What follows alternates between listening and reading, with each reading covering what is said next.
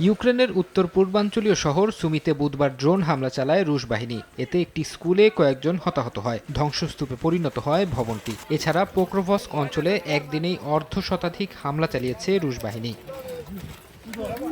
আগামী ৯ মে রাশিয়ার বিজয় দিবস উদযাপনকে কেন্দ্র করে নতুন করে উত্তেজনা ছড়িয়েছে। এই উদযাপন বাধাগ্রস্ত করতে ইউক্রেন উস্কানিমূলক পদক্ষেপ নিতে পারে বলে অভিযোগ করেছে মস্কো। এমন পরিস্থিতিতে কিয়েভে বড় ধরনের পাল্টা হামলা চালানোর হুঁশিয়ারি দিয়েছে রুশ পররাষ্ট্র মন্ত্রণালয়। যে কোনো অপ্রীতিকর পরিস্থিতি এড়াতে কিয়েভে থাকা বিদেশি কূটনীতিকদের দ্রুত শহর ছাড়ার অনুরোধ জানিয়েছেন মুখপাত্র মারিয়া জাকারোভা।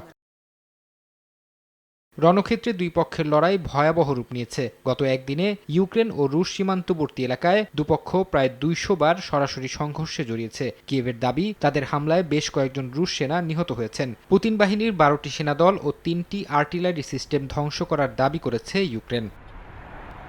ফারহাদ চৌধুরী, সময় সংবাদ।